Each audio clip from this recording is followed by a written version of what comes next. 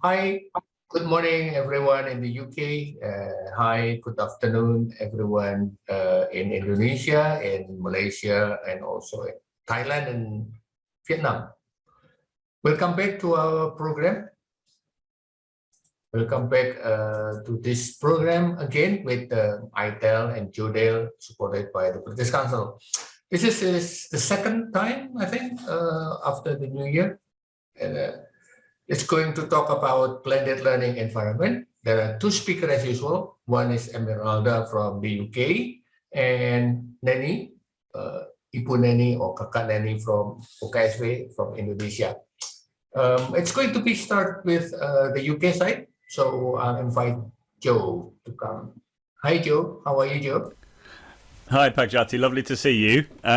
Yeah, we're in for a real treat today. Really looking forward to both sessions. It's my pleasure now to introduce Esmeralda Salgado, who has been an inspiration to me for many years, but particularly I think during the pandemic. She's been absolutely fantastic in her amazing blog posts available at mflcraft.blogspot.com. and her amazing tweets, her webinars. So when I asked Esmeralda to speak about blended learning, I was really thrilled that she said yes. So we're going to hear Esmeralda talk for about 20 minutes or so. As per normal, for those people who have been to the sessions before, we'd love you to put questions. Please put them in the Q&A option in Zoom. As you can see, it's at the bottom there. If you want to make comments as well, feel free to put those in the chat. But for your questions, please put them in the Q&A, so it makes it simple for myself and others to collect the questions. And then we'll do a couple of questions at the end of Esmeralda's session, as well as at the end of Neni's session, and then we'll open it up to about 15 minutes for Q&A after that as well. So sit back, enjoy, and any questions that you might have, please put them in the Q&A. So without further ado, I'd love to ask Esmeralda to come to the stage and to present all around blended learning based on her own context. And please introduce yourself, Esmeralda. Tell us a little bit about yourself, and then we'll get going. So good luck, and thanks ever so much for agreeing to do this. Brilliant. Thank you so much, Joe. My name is Esmeralda Salgado. I mean, it's a huge pleasure to be here. Joe was saying I've been an inspiration to him, but I would say it's the way around. I think he's been an inspiration to me.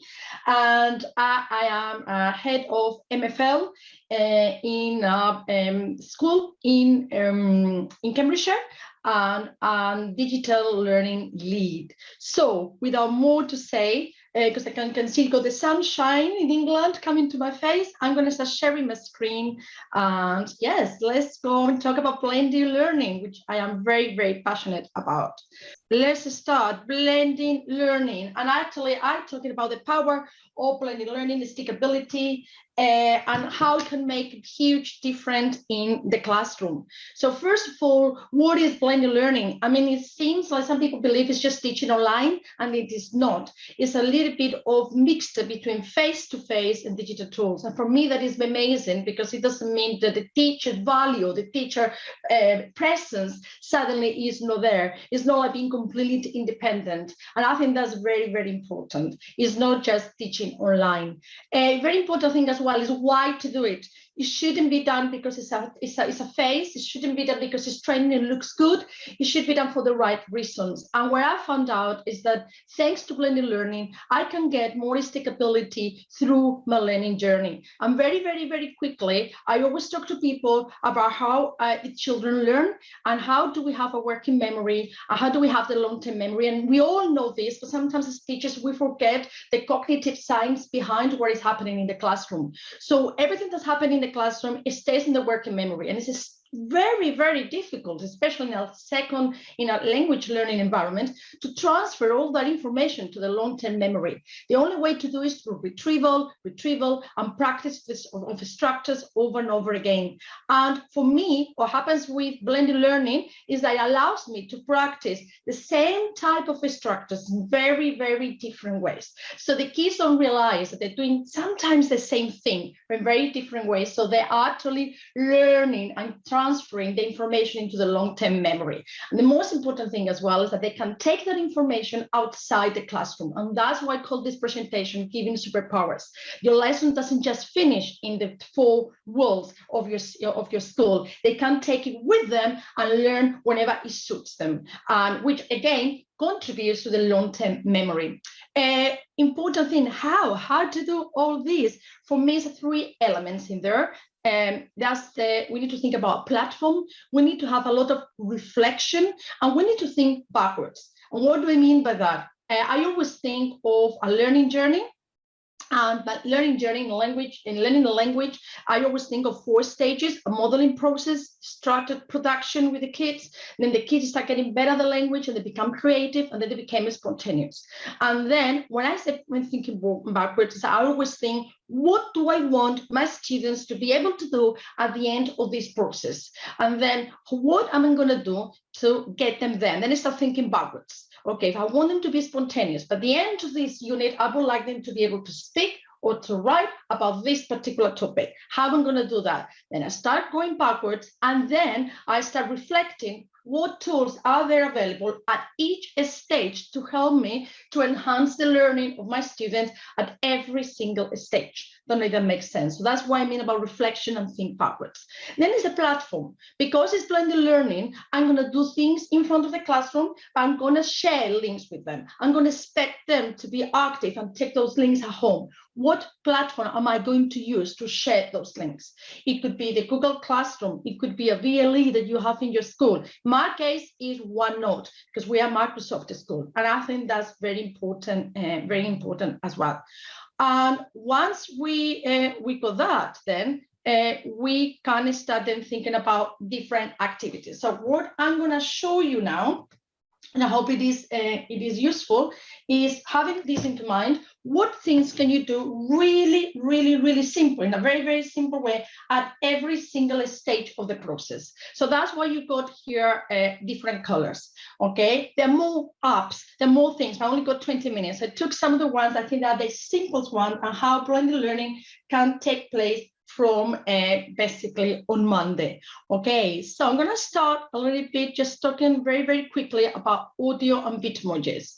Okay, so if I go in here, why this is good, screencasting. Great for the modeling process. Anything that you would do in a lesson, why don't you record it? Why do you do listening activities? And then what do? You record yourself in those videos, and the kids can carry on doing those videos for homework or at home. So that I use screencasting, and you can I can use Loom. There are other apps that you can use. Or what about Bitmojis? Bitmojis is great, and I'm going to show you an example. You can make a Bitmoji speak, which is actually really, really, really easy. And I'm going to show you, this is why important. This is basically my platform. This is my OneNote book. This is a real lesson that I did actually last year. And this is, sorry, just thinking a little bit, but it will get there. There you are. So if I keep going, this is my lesson, blended learning. And you can see it's a normal lesson first with quite a lot of reading activities in a worksheet, normal thing. But then they got this Bitmoji there. This is what I mean about doing. And then if you listen to it, I know it's in Spanish, sorry about this. I'm just going to get a few seconds so you get the feeling. Normalmente, para ir al colegio, right, so you can see the Bitmoji is my voice. And what I'm doing with this is that I recorded myself with a listening activity, and then the kids listen to me what I understood about the 2 videos. And then they can do this at home. And I think this is brilliant for modeling. Very, very, very simple activity. And you can then model the pronunciation, the particular vocabulary that you're doing in lessons, something really in a very, very simple way. So that's one of the techniques that you can do. Making up a screencasting up Bitmoji. Other ones, how can you do blended learning as well? What about using, I don't know if you heard about, for example, Flippity. Flippity is a lovely online tool that is excellent for oral and written drilling practice. So this will be very good for the productive, for the started production stage of learning, not the modeling. There are lots of activities available, and it's free. So I'm just going to show you a little bit what an activity in Flippity would look like. So I'm going to do something like this. It's called the randomizer. So this is an example in English. So for example, this is to be for storytelling. And I come here and you get something very random things. You can put here whatever you want to. But what I would like the students to do here is they need to tell me a story or a little sentence where there is a small child, where there's been a big misunderstanding, when 2 years from now, and where all this happened in a submarine. So it would work really well. I mean, this could be very simple things they had to translate, productive stage, but it would work very well as well in the creative stage of your process. And then you go another one, the kids do this and they can do it in writing. They can do it orally with your friends, with a partner. Then you do another one and you got different scenarios. So you can see it's called the randomizer. It is free. You put the information in there. What is very good with this, that once you create it, you get a URL, address, and what you do with that is that you share it with your students. So, and I think that's where it's very important to have a platform. So you share your things via your platform, and then the kids can do this on their own or with a partner, which I think is very, very, very powerful. Another activity that you can do with this one is the random name picker. This is an example in Spanish, but I think it's a very, very good, very good activity as well. Again, part of Flippity. You put different words in there, and this is what in my lessons they have to translate it. So it's in English because obviously kids are English, and they have to say that in Spanish, and then they have to extend the sentence, and they do that again in mini whiteboards, or they do that as well orally as a whole class or with their partners. Then to make it more challenging, then we go to groups of two. So now they need to make a bigger sentence, but they go both sentences together, if that makes sense. Then after 3 or 4 minutes, every time you get different options, they go to groups of 3. Now they need to make a sentence much bigger, becomes now a paragraph, and they need to include these particular elements in there. You want to make it more challenging, there's also a time thing. So for example, is you got, like 30 seconds, 1 minute to create a little paragraph. Very good for written practice and for oral practice. Why is this different from a worksheet? Because again, I share this in my platform, and the kids can keep on practicing this as well as homework. And I think that is was the beauty of it. So that's another very easy, takes 5 minutes to create, and a very good tool, Flippity. Another one that I'd like to share with you, World Wall. I don't know if you heard about this. This is free as well. And learning apps, they come together. They are basically 2 different tools that allow you to create your own interactive activities in a very extremely easy way. So let's have a look first what it will look an activity with Wordle. And I use now irregular verbs in English. So I was trying when I was learning all this. So the idea is you create your activity. You can play this as a full screen, and this is what I like about this stage. You can do this as a whole class, but then you share it and the kids work on their own later on. So you are reinforcing your lessons. And this is very simple. So you can see you got infinitive verbs and past participle verbs. So as a whole class activity, which is the infinitive, so be infinitive or past participle, infinitive, brilliant, be, if you want, can you give me a sentence with be, in the present, in the past, in the future, can you write it for me? Next one, who can find a past participle? Broken, brilliant, broken, past participle. Can you write, can you say a sentence with this? So you get the idea. There are a lot of different games. Once you create a game, also create other interactive games that would go quite well with that kind of input, like a true false, game show, etc. Once you create your activities, you can also share this with the students, and the students can do the activity on their own. And that's very useful because you can see you got a timer, and then there will be a leaderboard, and you could see who is the student who managed to do the activity in the quickest. And that works really well with children because it gives a little bit of competition and game life. There are a lot of different activities, and there is an option to pay if you want to, but you only get 5 free activities if you don't go for one of the paid options, but I think it's very well worth the money.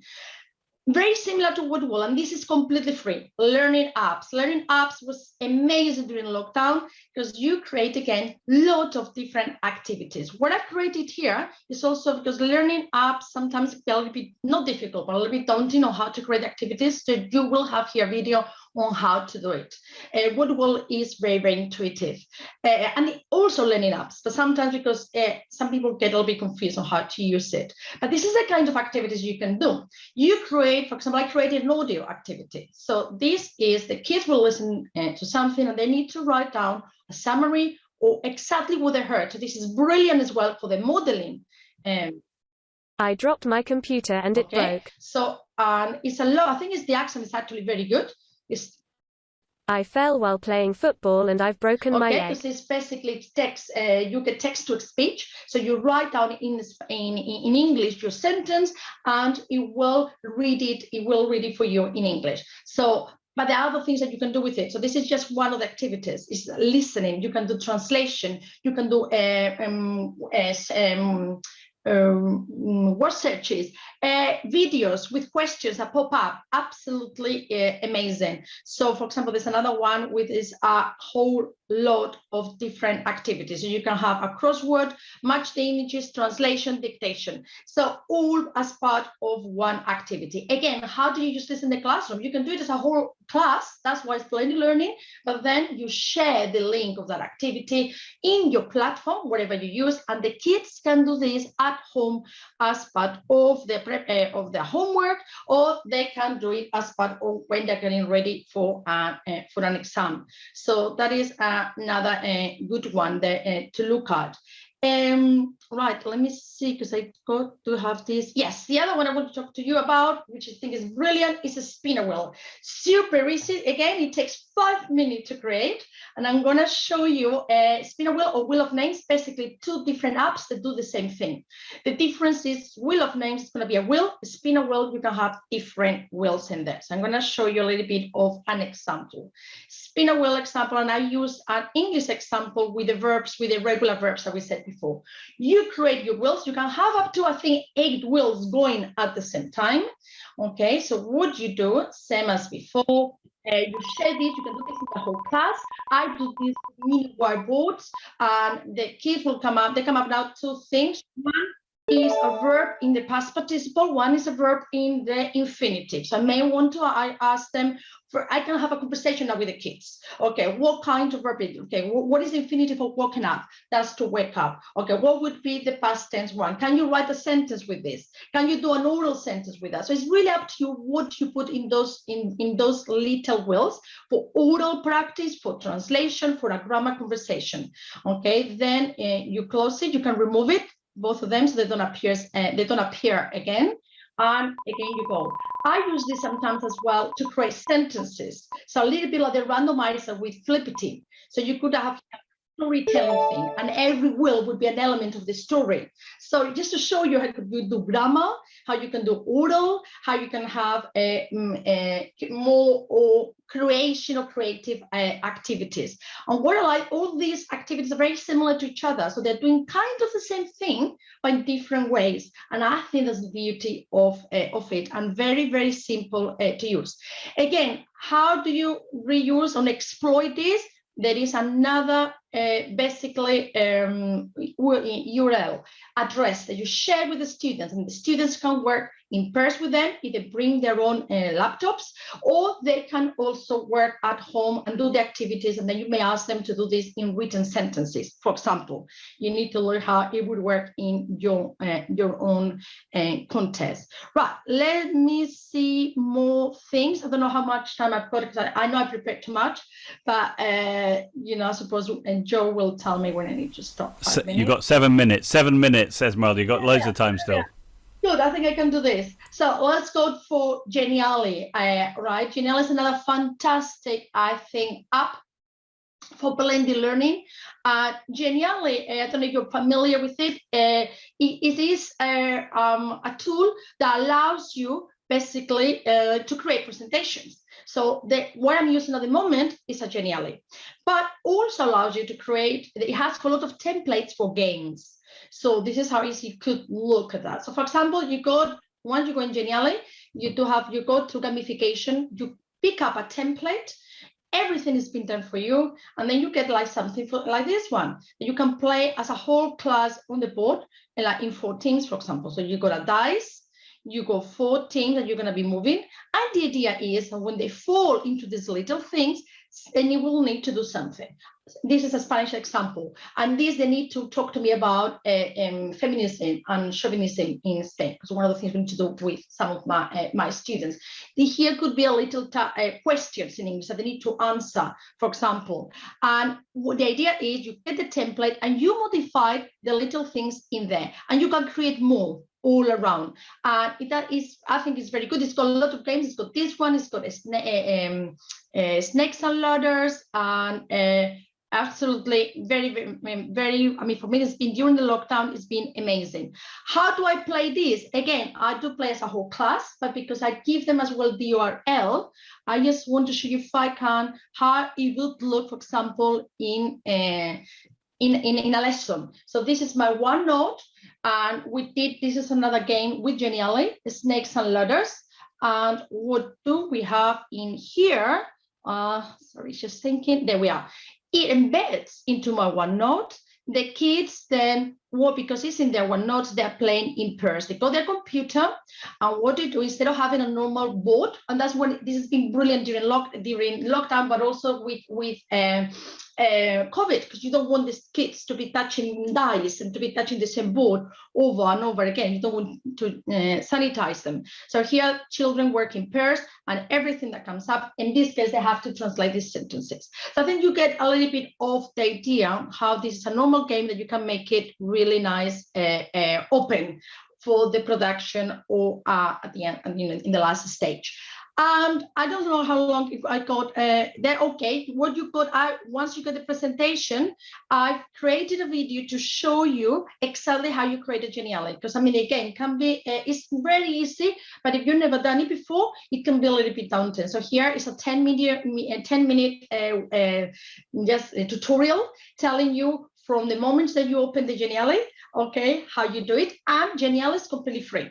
So all these templates will be there for you for free. There are some templates you need to pay for, but to be honest, the ones that are free, you go more than enough to go. And to be honest, I mean, I was going to talk about Padlet and Flipgrid. Another great, I don't know if I have time for this. Padlet is one of my favorites, so easy to do collaborative work, very good, and very good as well for international projects or projects between the school things. So I'm just going to show you a little bit. This is an Erasmus project that we did. And then we use the Padlet, obviously, to showcase what the kids have been doing. But at the same time, what I like about Padlet, the kids obviously enter information in there, so they can enter their own videos, and the other partners in this case in France and in Spain could answer to them and could say basically what give an opinion, and I think that's very good. What I've been doing as well with Padlet that's worked amazingly well is to create revision schedules for my students. So I just want to show you how it will look like.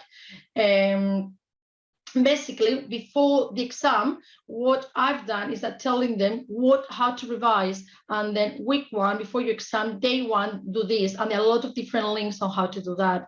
Then you go day 2, you should be learning this type of vocabulary, and there is a link on how to do that. So that's something you can use in the lesson. The kids can write things and everybody contributes to it, but also as a tool to display information for the students really easily. And another example of the Padlet on how the kids can do it themselves. This is a project I did with cooking, and this is how the kids, where I was talking that the kids actually can get their own things in there. Okay, let me see if it goes there. So the kids had to create, basically, they had to watch a video of me cooking something, a Spanish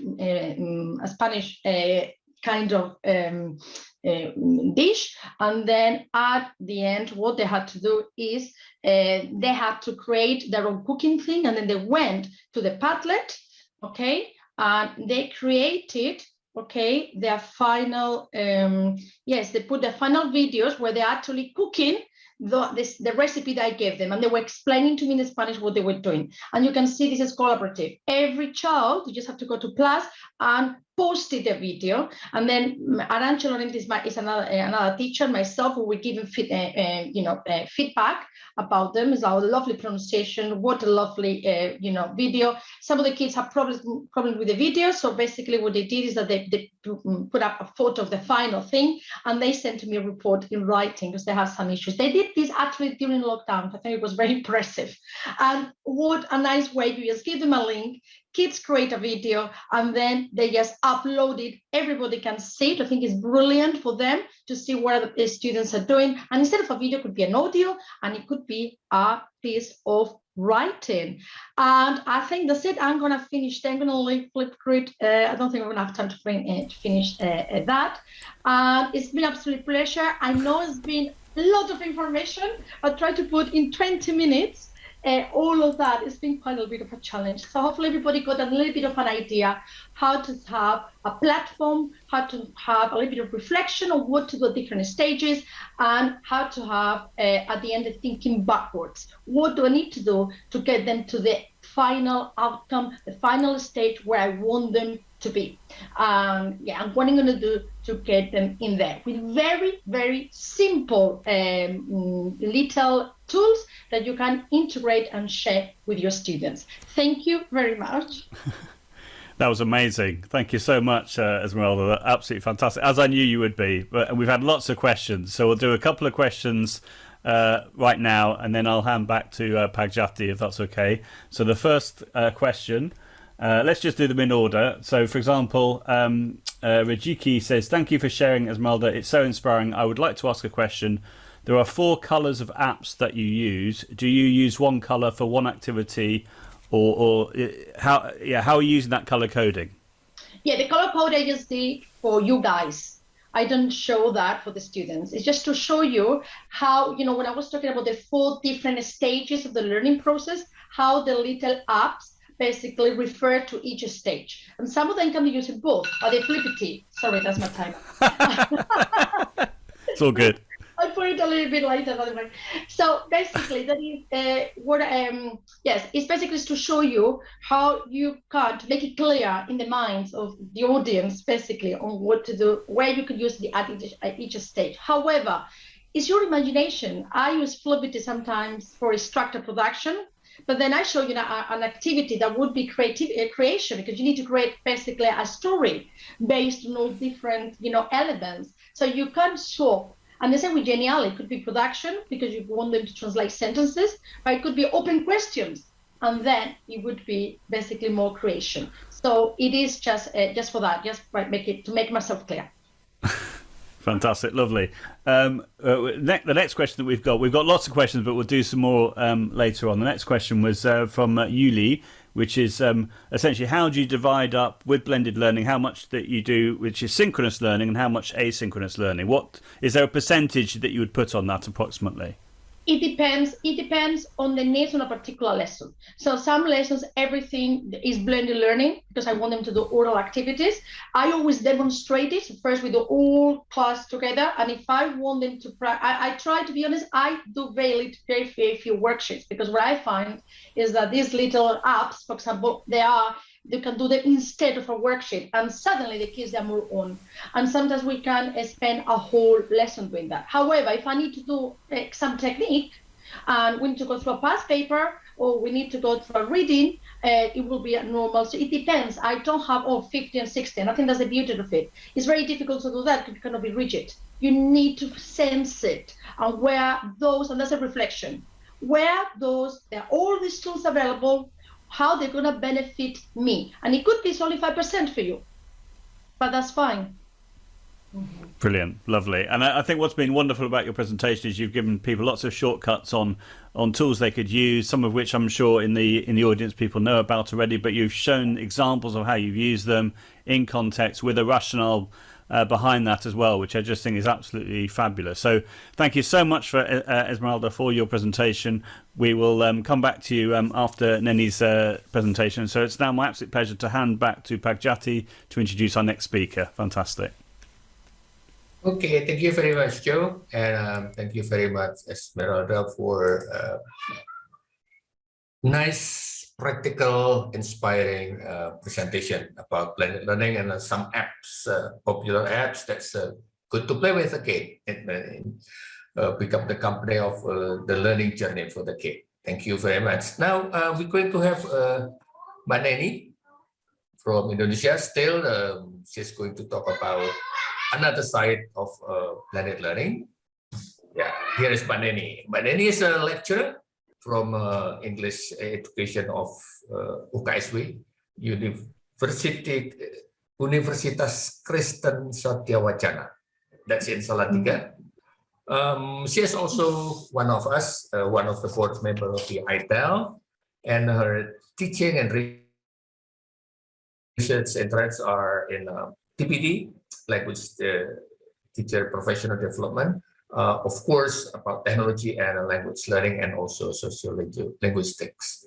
Okay, I think it's better if we start to hear from Mbak Nen. Mbak Nen, the floor is yours. Thank you. Hi, everyone. Good morning for those of you in the UK, and good afternoon for those of you in Indonesia. But I'm very excited, actually, because I saw some people coming from different parts of the world. So it's not just the UK and Indonesia, but I also saw some people from Spain and Latin America. So this is truly an international one. But Esmeralda is very exciting about all the little tidbits of technology that you can use. And unfortunately, I come to the part where it's a little bit philosophical. And so I hope I don't bore you all with these philosophical things, because we're going to talk about how to contextualize blended learning. Okay, so this is something a little bit more serious, but as a disclaimer, what I would like you to do while you're listening to me is be active in this. So you probably want to listen to me or not, or multitasking, but at the same time, I would like you to actually think and take notes and react, okay? Because we have a very wide variation of audience here, and everybody has different contexts. Some people come from the context where technology is scarce and probably difficult. And of course, there are cultural factors of who you're dealing with in school, like teachers, parents, and administrators. So if you have a reaction to whatever that we're discussing today in material, feel free to actually look at the chat. I'm actually going to activate my chat so that I can see what you're talking about, and I will ask you questions and you can answer through the chat. So okay, here we are. So blended learning, I think everybody knows this already.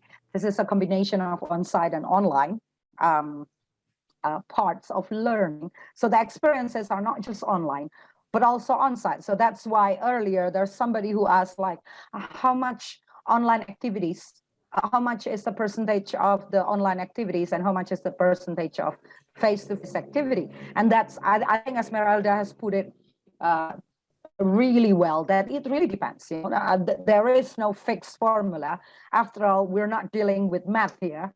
So pretty much the percentage of how much you have to do on-site or online, it's pretty much depend on your context. And but whatever it is, the aim is to produce effective, efficient, and flexible learning. So I think that's the key: effective, efficient, and flexible learning. So let us start with the factors that you need to consider. And you're thinking that you want to create a course or a series of lessons that you're going to use blended learning. So you want to incorporate not only the face-to-face aspect of it, but also the online experiences. There are three factors that you need to consider. Now, blended learning is actually something that is in fashion, at least in Indonesia, or at least in the context of schools in Salatiga here, because we're starting to be in a new normal. Schools started to open for face-to-face experiences, but of course there were certain considerations that certain school will not go full online. So that's why blended learning is something that is very relevant, I think, in this stage of pandemic. So there are three things. The first one is objectives. The second one is resources. And the third one, who are the actors in your blended learning course? Let's talk about the first one, the objectives. Why you want to do blended learning? There are reasons why you want to adopt blended approach. But there are also some limiting factors to designing, okay? And this is the part where you start to think about your own context, your school, your classroom, your students, people that you're dealing with, the curriculum. And there is no right or wrong answer. There is only appropriate answer in your own context. So I did a small survey in Salatiga for reasons why people or teachers or schools are doing blended learning. The first one is because somebody or regulation in the government told you so. And that's the case in Salatiga, at least where I live, that the government wants the school to do face-to-face meetings, experiences for the students, but there are some limitations. So some school decides that they're only doing three days a week face-to-face, for example. The rest will be done through online experiences. So of course, blended learning becomes something that is applicable in that situation. You want probably the other reason is because you want to improve the learning of your students, or you want to improve pedagogy, or you want to increase access, because at least in the case of my school's son, some parents do not want their children to go to school. So because they need access, the school still needs to provide access to the students. So blended learning become a choice, because the school then can cater students with different presence, like whether they want to do it online or offline. Also, there is an increased flexibility. Some teachers want it to be more flexible rather than providing a face-to-face activity. They also want to be flexible by providing some materials online. There are some who wants to do it because it's cheaper or more flexible costs.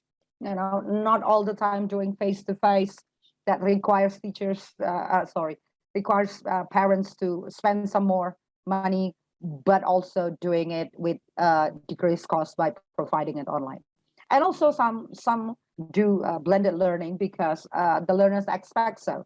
I mean, some learners, they're more comfortable doing courses online, for example. There are also some other reasons, and I put it here, motivation, for example, because the learners are more motivated, for example, to do online experiences than just face-to-face experiences. Autonomy is another reason, because, for example, in online experiences, students can be more autonomous. And then collaboration, for example, some schools want to collaborate with other schools, and they are separated by islands or separated by different countries, for example. So they want to do collaboration, and blended learning seems to be the most appropriate one to choose. Market reach, for example, and this is usually in the case of higher education institution, for example. Because I went to the University of Manchester, by providing not only face-to-face experiences to university students, but also online experiences, then the market reach will be wider and bigger. And also, well, some people want to experiment how to do how blended learning can actually be beneficial for the certain context. So there are quite a number of reasons why teachers or schools or educational institutions decided to do blended learning course. Now, there are some limiting factors, of course, of running a blended learning course. When you provide face-to-face experiences and online experiences, there are some things that you just cannot do smoothly. Like, for example, technology is one of them, or teachers belief, for example. There are some teachers who are hesitating of doing blended learning. I was involved in a government program in teacher professional development here in Indonesia, and we asked the teachers to actually do an online experiences, not only face-to-face experiences. And there are quite a number of them who just did not want to do it because they're more comfortable or more confident in teaching online. So my question is, in your context, what do you think will be the limiting factors if you want to run a blended learning course? Can you type your reaction in the chat box, everybody? So what are the limiting factors? Students, technology, money, facilities, support, you name it. Okay. Ibu Fitri, available technology. Pak Marwan, teacher competence, ya, Bu or Pak Aulia, network, internet access, facilities, internet connection, signal, Wi-Fi. Esmeralda say, well, yeah, lucky in the school, but many UK school, technology access is a problem. Facilities, teachers' mindset, students' ability in using technology. Yes, because not every students are skillful enough to use technology. Power, I don't know what is power, but power outage is pretty common in Indonesia. In some parts of Indonesia, blackout is something of a normal thing. Technology, okay, internet connection, mobile quality, wow. Teachers' lesson plan knowledge, okay, knowledge of pedagogy, yeah? Knowledge of planning a lesson, device, ooh, a lot of answers related to internet connection and technology. Focus, oh yeah, that's interesting. That's students. Sometimes students don't have the focus.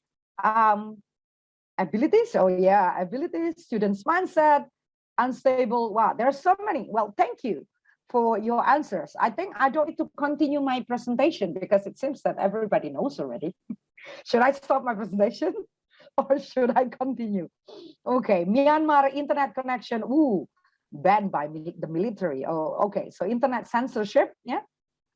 Willingness, okay, that's interesting. Pak Faisal say, willingness to do it.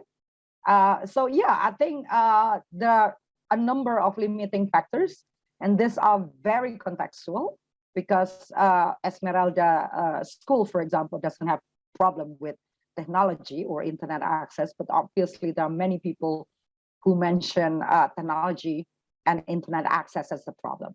So let's go to the next one, okay? When we're talking about resources, okay?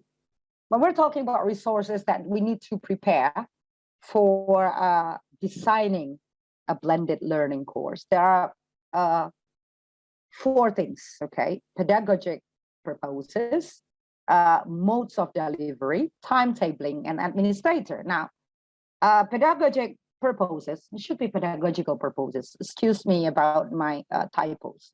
Now, of course, I think in iTell specifically, we believe that it's not the technology that matters, it's the learning that matters. So when we're talking about blended learning, designing a blended learning, we need to think about the objectives of the learning itself, not the technology first. So pretty much in some countries, in some areas, the curriculum is already established, and therefore the aspect like learning objectives is pretty much predetermined. So it is very important to think about the learning objective, and then you think about choice of mode. When I'm talking about choice of mode, we're talking of the delivery, whether you want to do it online or you want to do it offline. I think Esmeralda has already answered. I think one of the questions that Esmeralda answered is how much offline or online percentage. And Esmeralda has answered, like, it really depends on what you want to do, what you want to do with the lesson, what learning objectives you want. There are some cases where using online experiences will be more beneficial for the learning. But there are cases like what Esmeralda said, when she wants to demonstrate something with paper, and paper will be more useful and will be more successful for students to learn, then the face-to-face is a choice of delivery. So it really depends on your context, depends on your learning objectives, depend on your curriculum, because what works for one context may not work for the other context because of various factors. So I want you to start thinking probably about one of your learning objectives, and start thinking if you have to deliver this in online or offline environment, which one do you think will work better? And that's where you start thinking how many percent you want it to be delivered online or offline. And there is no fixed formula. This is no not a chemistry project, okay, where you need to have a certain formula.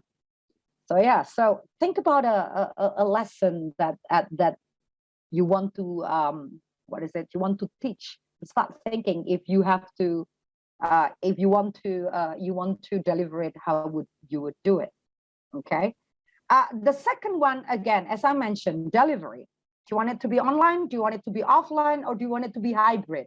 Hybrid is a little bit challenging because you try to cater to different students' needs. One of the hybrid that my university is about to try is that I'm going to teach face-to-face, but at the same time, I need to cater my students who are located probably outside of Java Island.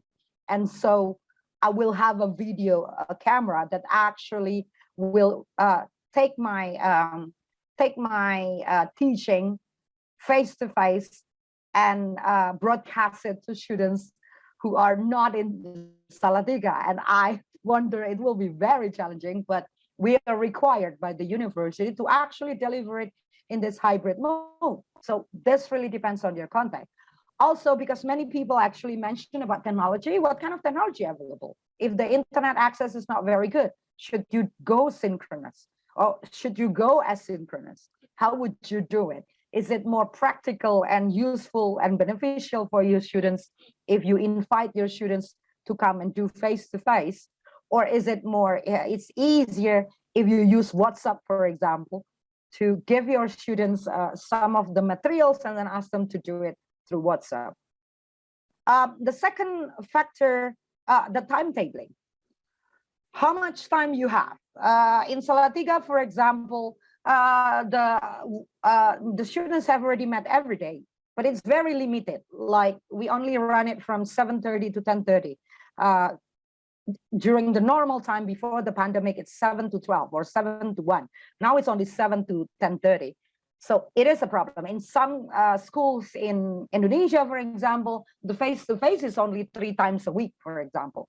So how do you divide the offline and the online if your time is only like, if the face-to-face is only a couple of hours for 3 days in a week, for example, and resources as well, because then you need to also consider how much time teachers have to actually supervise or give feedback for the online activities, for example, how much time the learners has, because this is something to do with parents, for example. If you ask your students to actually use cell phones, and the cell phones are owned by the parents are working, so the cell phones are only available after the parents go home from their work. What happened? That means only 1 hour, for example, the use. I do have a policy with my son, because he's still underage, to only use the computer 1 hour per day. Now, things like that, whether you have technicians, for example, to support, are the classroom available, equipment, etc. So timetabling is also another factor to consider. Administrators. Now, administrators, well, whether we want it or not, we have some people who actually influence our way of running the blended learning. What are the regulations available? Many countries have very specific regulation during the pandemic of how you actually run your class or how you run your schools, and also the belief of the administrator.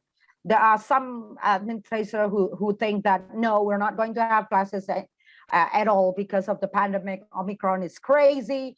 I love learning about the Greek alphabet, not through the names of the COVID viruses, or the beliefs that, okay, we have to do face-to-face because face-to-face will be better. So things like that needs to be considered as well. Actors, who are they? There are teachers, there are learners, technicians, and sometimes parents. So for example, we need to consider about the beliefs. What are the beliefs of the teachers? Some teachers believe that blended learning is useless. They want to do face-to-face. Some teachers really believe in technology, think that technology is the panacea for everything. It's a fix for everything. There's also confidence level. There are some who answer about my willingness as a teacher to do online experiences, for example, to provide online experiences. Motivation from the students. I think somebody answered like students' motivation to do online or face-to-face. There's also commitment, not only from the teachers and the students, but also sometimes the parents, because sometimes parents has to help their children in doing some activities or supervises their students. There are also a problem of knowledge and skills, whether as a teacher you're skillful enough to use certain kind of technology. And I think Esmeralda has already provided lots of examples of technology that are accessible and relatively easy for you to use and easy for you to apply, which is really great. But not every teacher are confident enough or have the skills and knowledge to do so. And sometimes you need to provide training as well. So that's why it's the role of the technicians to help you out with the technology sometimes. And also relationship and interaction between these actors. Are they harmonious? Are they supporting each other? Do you have any problems, for example? And also time. Do you have time? Do they have time? Do teachers have time to do everything face-to-face or divide attention online? Because sometimes when you're doing online interaction, yes, you can provide feedback instantly, which is very good if you provide an online experiences. Feedback is one of the key. Unfortunately, the feedback can happen anytime, and sometimes students ask immediate feedback, and teachers maybe don't have enough time to provide feedback to everybody. Parents, for example, I have already mentioned about parents being busy, so they cannot really supervise or help the students, for example. So these are the factors that need to be considered as well. Now, I found this book from British Council actually very useful. So this is by Tomlinson and Whittaker, and you can download it. Yeah, it's Blended Learning English Language Teaching course, How to Design and Implement. And the other fantastic book is by Graham et al. 2019, which you can download freely. This is more like step by step, little by little of things that you can do if you want to have a blended learning course. And yeah, if you have any questions, feel free to ask. And if you want to download this presentation, you can go here and you can actually there's a QR code that you can scan, or you can contact me in this, and these are the references that I have. Thank you. Thank you very much. Thank you very much, Mbak Nen, for the inspiring presentation. Thank you for the tips and advices and things to consider in our blended learning. Of course, there are things to consider, like mostly people think of the technology first, not very good connection, signal, and so on and so on. There is one question that I want you to answer, although you have mentioned in your presentation more than one time. I think you mentioned that, but our teacher, especially in Indonesian setting, they concern about the percentage. This is from Aulia. How often do you use blended learning? I mean, if we teach 12 meetings for each level of the learning process, how many times can we use it in order to have effective teaching? So what things to consider about effective teaching? Yeah, Manen. When we're talking about effective, and this is about learning, it really depends on your learning objectives. Yeah, Ibu Alia. What are your learning objectives? Okay. My personal belief as a teacher educator is that as a teacher, you're the expert. Okay. You're the expert. You know your students, you know your materials, you know your context. So trust your knowledge. Trust your knowledge. Because I think we got a sense. I think what Esmeralda has told us is like, you have to use your sense as a teacher. And you are very capable. Just because I'm a university professor, it doesn't mean that I'm the Miss Know-it-all, you know. In many times, many occasions when I talk to teachers, I'm always in awe, because my teachers, usually they know a lot.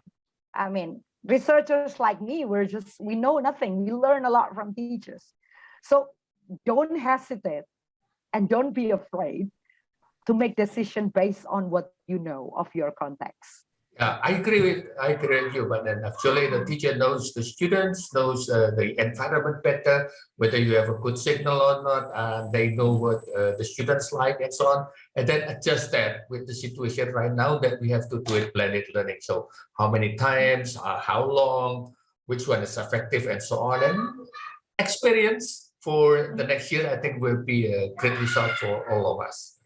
I would like to invite again Joe to join us, and Esmeralda for the last wrap-up session. Joe?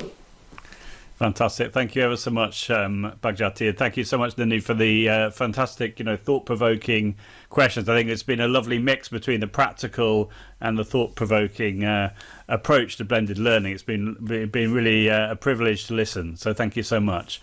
So we've got some questions. Got lots of questions, actually. We won't have time to do everything. But one question that came up, which I thought was particularly good, was do you, and this is for both of you, maybe if we start with Esmeralda, do you think that blended learning approach can be effective for addressing learning loss, which is a particularly pertinent question around the pandemic because of the fact that, there's the feeling that lots of people have lost time in the classroom. Do you think that blended learning can help with that, Esmeralda? If I put that to you first. Yeah, well, it will depend on the students. If you do have very motivated students, I would say yes, because you could put a little bit of independent learning alongside with it. If you do have students that will be more needed, still they would need your guide, your hand to guide them. So I don't think it's no magic wand at all, unfortunately. It's not the answer to all the problems. But definitely, if you train the students to be independent learners through blended learning, I think that's very, very useful, because then you can do so much more. You take the lesson and you leave basically your walls outside the classroom. But then obviously people were saying it depends as well. Do the children have access to the internet at home, for example? Do they have, but maybe you want to run it as a club as well after school? And then they could have like after school an opportunity to do independent learning through online tasks for different subjects. So there's definitely a little bit of thought there, and look to think about with the SM team and other teachers, and see how it can be done as a whole school approach. Yeah, I think that's really important. Thank you for that, and I think that what you said about the expectation that everyone at home is going to have a good internet connection, which certainly is not the case, has been said in the chat. Bhagjati has mentioned that as well. So we do hear you. We do understand that in your own context, it might be that one of the challenges you have is that the students don't necessarily all have a device, which you'd really would have to have in a blended learning context, and you might not have a good internet connection. Neni, what would you say about blended learning, and can it be effective for facilitating catching up if there's learning loss examples? I think I agree with Esmeralda in terms of this is like an effort of an ecosystem, if you call a school an ecosystem. So teachers play a very important role, because there are a lot of good things about online experiences that actually good, but only if the teacher can actually create something that work, like feedback, building autonomy, participation.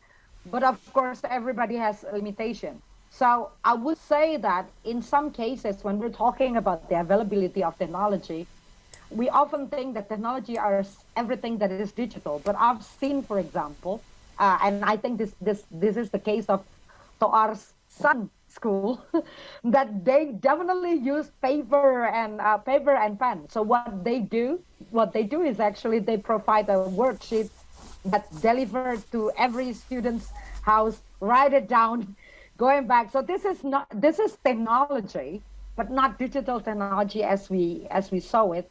There are some online there are some online materials that being distributed to WhatsApp.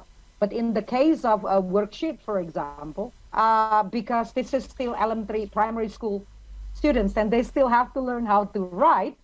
So what the teachers did, they actually provide a worksheet that the parents must pick every day and return the next day. So I don't see any problems with low-tech, very low-tech, paper-based technology like this. But I agree, this is an ecosystem. You cannot work on your own as a teacher.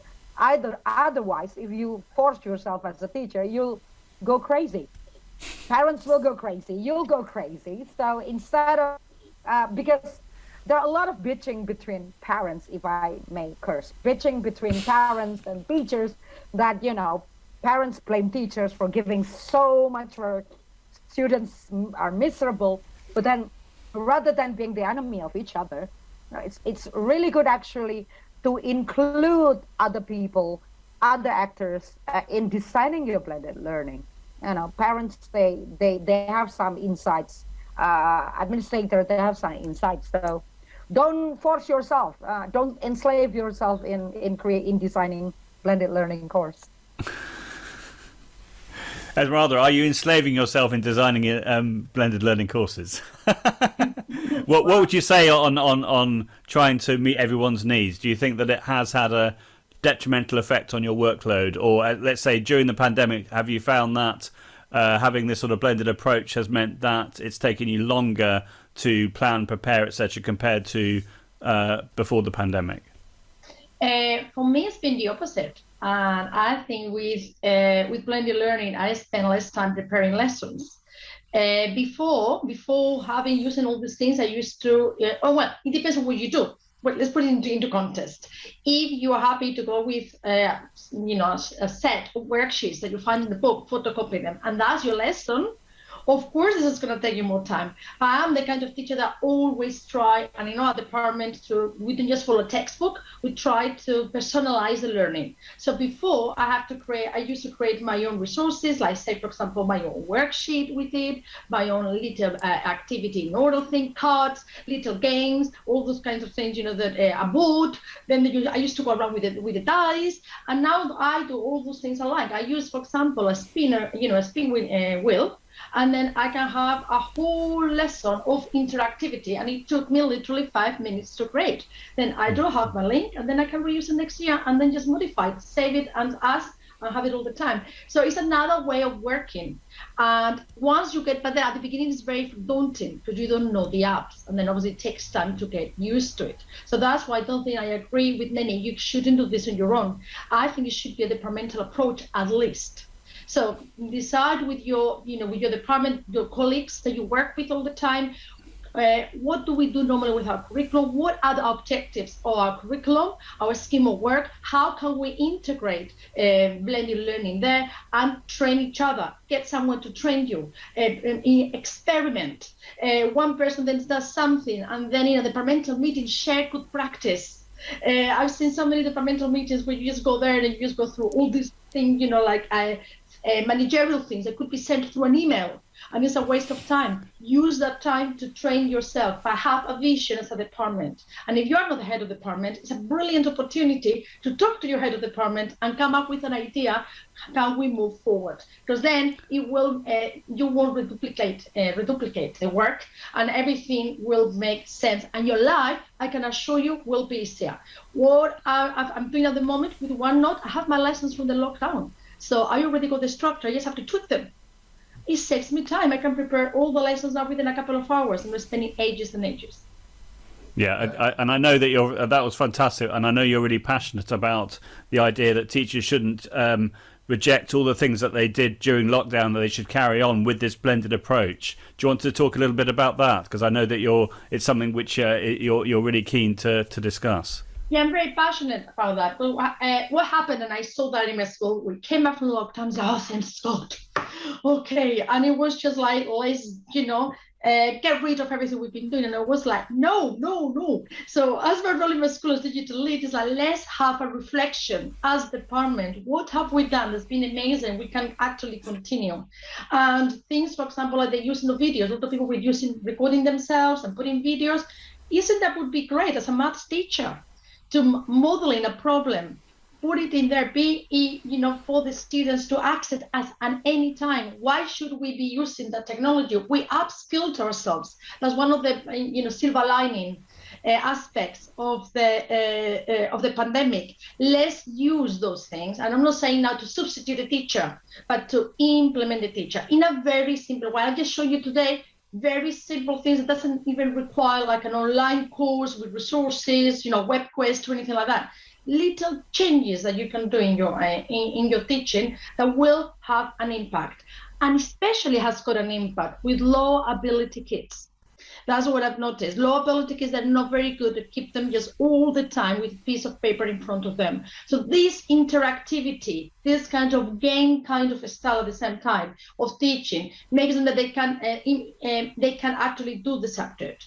And for me, that's been the biggest changer. People come to my lessons. I'm not saying everybody loves Spanish. That's not the case. I wish, but that's not the case, and that I accept that. But they come with, I can't do attitude, and I'm going to try my best by giving them things that work for them. But then at the same time, I also do something very old-fashioned. So yes, we're getting right, and I think it's amazing and so important not to just get rid of all the things we've been learning. I couldn't agree more. Nenny, what do you think? Do you think that we should retain the things that we did during, say, the lockdowns or during the pandemic? Do you think that teachers in general should adopt a blended approach when appropriate? Yes, absolutely. I mean, I think this is very logical, and it doesn't require us. It's not only applicable when we're teaching during the pandemic. I mean, if we want to think philosophically, come on now, Nanny, don't sound philosophical. But we keep the things that are good, all the good practices, we need to keep. I mean, there are things that we use, like, for example, I love the idea of having all materials already set up. For example, it doesn't need to go after the pandemic. I think that's one of the ways for us to actually make our teaching more effective, because we take the good things from both worlds, from the offline world and from the online world. Yeah. I mean, this pandemic has changed a lot of things. We used to rely a lot on the offline experiences, but now we are forced by the pandemic to use all the online experiences. But of course, the online experiences also have weaknesses that only the offline experiences can provide. So why not take the good things from both worlds? I think that's what I'll do. Yeah, I couldn't agree more with that. Then the teacher should be given a flexibility. That's the key. Not the government, not the headmaster, but give the flexibility to the teacher to experiment with blended learning. I think that's going to be very effective. Listen to the teachers first before the policymaker creating how many percent and those silly things. That's what I think. Agree with you all. Thank you. Fantastic. So I think maybe that's a perfect moment to wrap us up, Bhagjati. What do you think? I think finishing on that point, make sure give the agency to the teachers. Let the teachers decide, not the policy maker, not the government. Give the power of the learning and the teaching into the hands of the teachers, because they're the experts. They're the ones who are going to be able to put blended learning into practice and make it work for everyone. Yeah, agree with that. Yeah, thank you very much for coming, and I think we overtime a little bit this time because we got so excited. And it's very relevant to our situation. Hopefully we can start the class later on with more comfortable. If you are in a low-tech area with limited internet access, still you can do blended learning. If you are in a high-tech, if you are not a very techy person like me, baby boomer generation, no need to worry. You can have the offline material combined with the online material. So thank you very much, Joe, and thank you very much, Esmeralda. Thanks, Mbak Neni, for coming. And I think I have to close this session right now and give some information to the audience. Yeah, exit ticket. You'll find the exit ticket certificate after the click button. After you submit, do not forget. Yeah. Click the submit, and then you will get the certificate. The certificate is there. You can download it on your own. This is the link. Vinita already put that in the chat box. Yeah. Thank you very much. Information for the next webinar. It's going to be another two ladies. Mary from the UK, and we're going to have Grace Sapanda from Indonesia. The time is the same. And it's going to be the 5th of February, again, Saturday time. And it's going to be about gamify your language class. Yeah. And the link, bit.ly/pc-itel-5 Yeah. You can register there. Maybe somebody can help me put that in the chat box. And thank you very much for the people from Vietnam and Thailand and some other part of the world that's joining us here. And hopefully you can join our next webinar again. And it's going to be another information about conference. This is a face-to-face conference, Visit Indonesia. That's going to be about online learning then, now, and the future. We got 1, 2, 3, 4, 5, 6, 7 presenters. Some are from, we got Com from the British Council and some participants. We're still expecting abstract. Yeah, so go to the website and submit the abstract. The abstract is going to be open until 14th of February. Yeah. Thank you very much for coming all, and I'll see you in the next 2 weeks. Bye.